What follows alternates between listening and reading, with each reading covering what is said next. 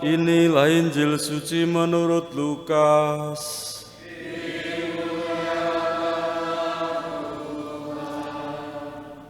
Pada suatu hari Sabat, Yesus masuk ke rumah ibadah lalu mengajar.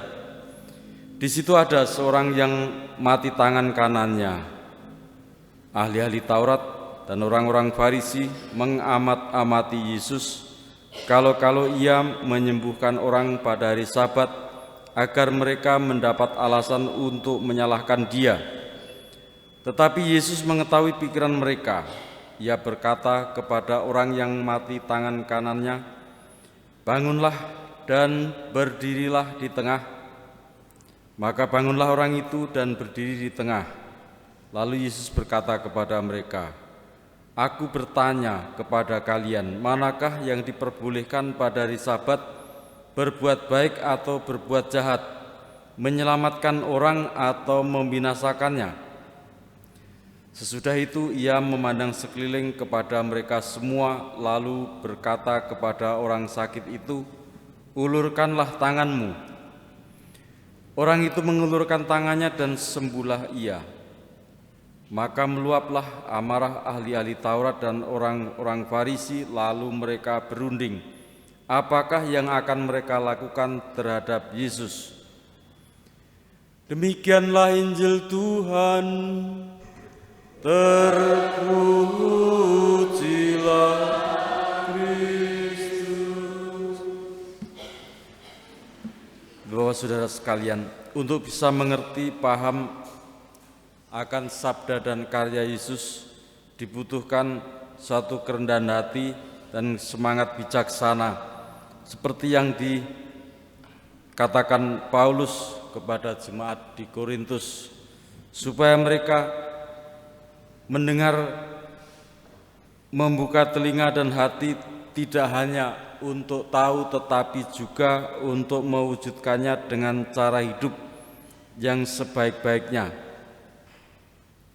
Dan cara hidup oleh karena kuasa Roh yang membimbing, yang memimpin perjalanan mereka.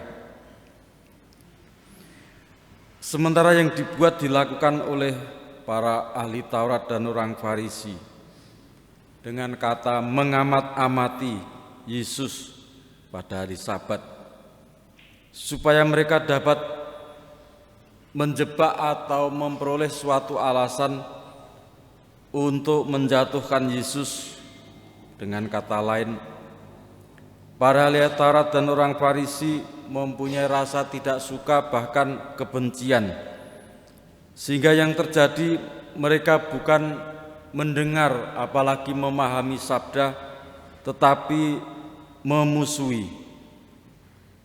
Dan mereka tidak memperoleh apa-apa, sementara orang-orang yang percaya, orang-orang yang datang kepada Yesus, mereka memperoleh kesembuhan, memperoleh pencerahan, memperoleh terang hati, sehingga mereka mendapatkan kasih karunia. Mereka semakin dekat, bahkan bersatu dengan Yesus sendiri dan memuji memuliakan Tuhan. Namun apa yang dialami oleh para ahli Taurat dan orang Farisi, kebencian itu tidak berhenti di situ, tetapi dikatakan maka meluaplah amarah ahli-ahli Taurat dan orang Farisi, lalu mereka berunding apakah yang akan mereka lakukan terhadap Yesus. Suatu kemarahan, suatu kebencian membawa pikiran hati menuju kepada kehancuran dan perselisihan yang terus-menerus. Sementara kerendahan hati dan semangat bijaksana membawa kita semakin kepada kehidupan yang penuh kedamaian, sukacita dalam Yesus Kristus. Marilah kita satukan harapan-harapan, permohonan, kerinduan kita dengan kurban Yesus Kristus dalam Ekaristi ini.